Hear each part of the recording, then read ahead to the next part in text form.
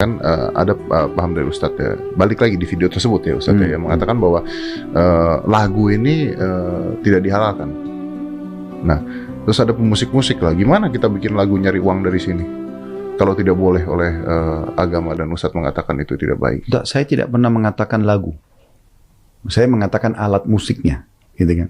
Jadi saya bilang di klarifikasi saya yang terakhir itu, lagu Indonesia dan syair-syair tidak ada masalah sama sekali. Bahkan itu adalah hal yang harus kita hormatin karena disusun oleh para pejuang kita. Dan dengan itulah semangat pejuang memperjuangkan Indonesia kan. Tapi yang dibahas oleh ulama adalah masalah alat musik. Ada yang membolehkan dan tidak membolehkan. Sebatas itu saja. Dan saya tidak sedang membahas tentang masalah musiknya, gitu kan. Ya sudah. Termasuk kalau Indonesia melantunkannya, saya yakin kita semua akan melantunkan sama. Gitu kan. Nah, kalau misalnya Indonesia melantunkan atau misalnya ada penyanyi di Ustadz gitu menggunakan alat-alat musik yang menurut Quran gitu misalnya ini tidak baik, kan ini kan ada paham-paham yang berbeda Ustadz. Nah kan mereka akan protes mengatakan bahwa kita pemusik loh, kita nyari duitnya dari sini. Ya itu dia tergantung berpegang pada pendapat. Gini Mas Den, kan kalau kita misalnya contoh yang lain punya satu penyakit ya, kemudian kita datang kepada dua dokter yang berbeda, kemudian dua dokter ini menilai dengan yang berbeda, memberikan resep yang berbeda. Apakah kita harus langsung memvonis dokter yang satu salah atau tidak kan gitu? Nah, dalam sikap seorang pemusik atau sikap siapa saja, seorang aktivis, seorang pengusaha, selama dia Muslim, tentu dia akan kembali kepada agamanya. Dan kami ini adalah corong-corong penyampai agama kan gitu. Nah pada saat dia tanya ke saya akan sampaikan apa yang saya pahami selama ini. Menurut ilmu Anda gitu kan, menurut ilmu Ustaz. Ya, tentu saja.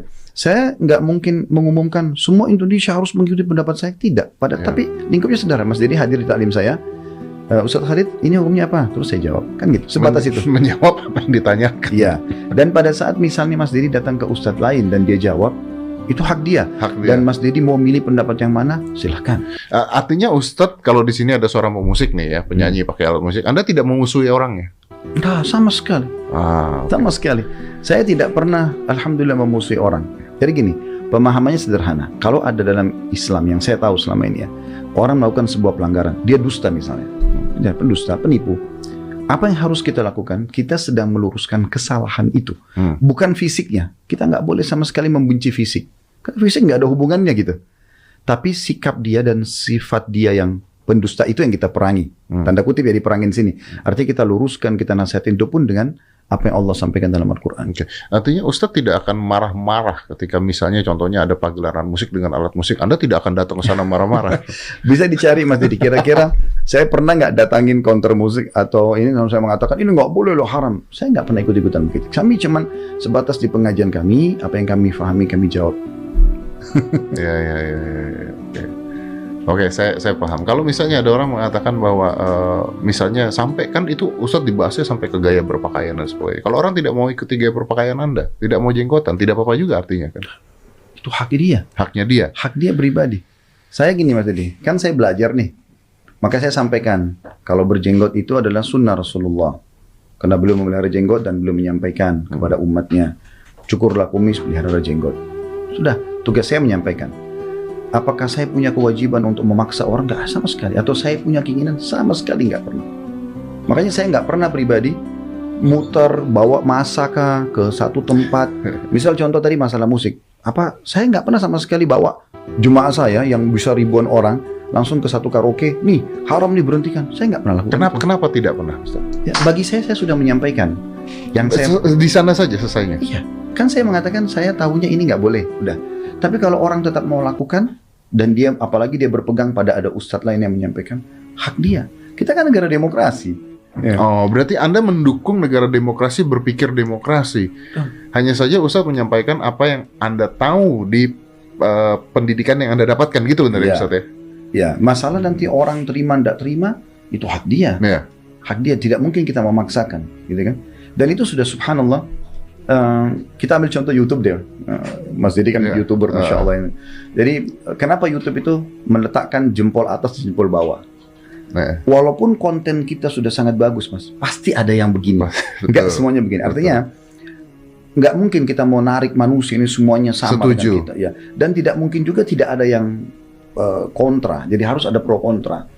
Yang mau nerima, alhamdulillah. Tidak mau terima, silakan. Cuman yang saya sayangkan memang kalau selalu kita digiring kepada sebuah opini, kalau udah ini orang sedikit aja yang dianggap satu kesalahan, ini berarti sudah anti NKRI, ini berarti sudah pemahaman radikalis.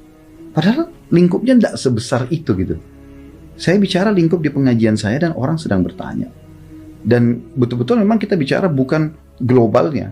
Masalah lagu Indonesia Raya tadi sebatas itu saja, dia di sekolah. Dan pada waktu itu, oke saya begitu. Mungkin besok orangnya akan datang mengatakan, misalnya dia bertanya lagi, Ustadz, anak saya kemarin ikut Indonesia Raya. Oh silahkan. Saya akan katakan itu pasti. Saya tidak katakan, kan kemarin sudah saya jawab Pak. Karena kan kasuistik dan kondisi, tergantung kondisi. Mirip dengan orang kalau sholat, dia nggak bisa berdiri, aduh dia duduk. Dia nggak bisa duduk, dia berbaring. Ya kan? Dia lupa, dia kerjakan kapan dia ingat. Kan ada solusi-solusi gitu. Nah, seperti itu kurang lebih. Jadi, kita memberikan solusi pada saat itu aja sebenarnya. Pada saat itu. Oke, menjawab pertanyaan ya. Tapi saya menarik di sini. Artinya kalau kita tarik yang paling sederhana aja deh, misalnya yang dari dulu pasti permasalahan adalah misalnya berhijab tidak berhijab gitu. Ustadz akan mengajarkan berhijab, tapi Anda tidak akan marah-marah pada orang tidak berhijab intinya. Begitu intinya ya. Iya pasti. Mustahil kita akan marah. Karena gini, saya berprinsip gini Mas Edi. Tolok ukur hidup kita itu tolok ukur kehidupan Nabi Muhammad SAW. Beliau pada saat hidup itu ada 4 golongan manusia pada saat itu. Yang pertama, saya langsung mulai dulu dari orang-orang Yahudi. Di Madinah itu ada 4 suku, ada 3 suku, Kainuqa, Nadir, dan Quraidah. Dan mereka pada saat Nabi Muhammad SAW masuk ke Madinah tidak memaksa mereka dengan Islam. Nabi Muhammad SAW mengajak mereka masuk Islam. Pada saat mereka nolak, dibiarkan. Karena Allah bilang dalam Al-Quran, la ikraha fid din. Nggak ada paksaan dalam agama. Tugas kita menyampaikan, orang terima alhamdulillah, tidak terima ya sudah. Kan? Tidak ada paksaan. Itu Nabi SAW sudah ajarkan kita bermuamalah dengan cara itu. Yang kedua, ada orang-orang fasik. Fasik ini kayak orang yang jauh dari agama gitu Mas. Jadi dia masih berzina, masih berbohong, masih segala macam. Itu di zaman Nabi ada. Dan mereka lihat Nabi, mereka tahu wahyu sedang turun. Tapi Nabi mengajarkan kita bagaimana bermuamalah dengan mereka. Kalau yang nampak dari kemungkaran mereka nyata, misalnya mereka berzina terus ketahuan gitu ya. Nah itu baru diproses hukum. Kalau yang nggak ketahuan, Nabi SAW tidak mau proses hukum. Sampai pernah ada sahabat datang mengatakan, ya Rasulullah, saya berzina, hukum saya. Nabi lagi tatapan wajah sama dia langsung beralih. Nabi mengatakan, mungkin kau hanya menciumnya. Terus dia datang lagi, ya Rasulullah, saya udah berzina. Nabi balik lagi, buang muka dari dia gitu. Mungkin kau hanya memeluknya. Jadi Nabi coba alihkan, kamu kalau buat dosa, kamu nggak ketahuan, pergi tobat gitu loh. Ya tobat aja udah gitu ya. Nggak ada pengakuan dosa, nggak ada, itu nggak ada dalam Islam. Tapi karena dia tetap ngotot, barulah kemudian dia berikan kesaksian terhadap dirinya sendiri, lalu kemudian Nabi SAW hukum. Tapi ini cara Nabi bermuamalah, gitu kan. Nabi nggak pernah datang ke rumah orang-orang, kamu sudah sholat belum? Kamu berbohong nggak? Kamu berzina, ini istrimu atau bukan? Nabi nggak pernah begitu. Yang nampak depan mata salah diluruskan. Yang tidak nampak ya udah nggak dihakimin, kan gitu. Nah itu metodenya.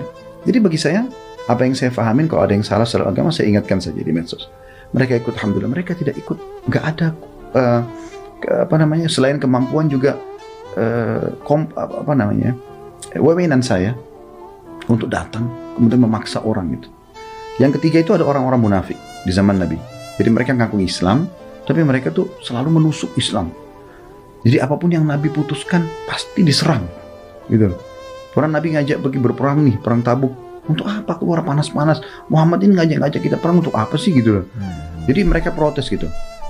Nabi SAW pernah kehilangan unta. Kemudian ada satu orang munafik mengatakan, masa sih ini orang mengaku sebagai Nabi, tapi nggak tahu untanya hilang di mana gitu. Terus Nabi bilang, ketahuilah saya manusia biasa, saya cuma tahu apa yang diinformasikan oleh Allah melalui wahyu. Dan saya memang tidak tahu unta saya di mana. Tapi sekarang wahyu sudah turun menyampaikan unta saya ada di lembah ini, terikat tali kekangannya di dahan pohon ini, ambillah. Maka para sahabat pun pergi mengambilnya. Tapi bahasa beliau, saya manusia biasa. Nah, beliau pun menghakimi bermuamalah dengan orang munafik ini. Ada hadir dalam majelis beliau, diterima. Sholat bersama muslimin, diterima. Pergi jihad, silahkan. Tapi kalau ketahuan apa yang mereka lakukan salah dan nyata, kepergoklah ya, maka diluruskan. Yang terakhir itu adalah orang-orang beriman. Ini yang keempat. Nah, orang beriman ini yang selalu senantiasa meluruskan 3 golongan ini. Yang kafir diajak beriman, yang fasik tadi diajak tinggalkan maksiat, yang munafik ini diluruskan, diajak untuk kembali memurnikan keimanannya. Mereka terima, alhamdulillah. Mereka tidak terima, selesai.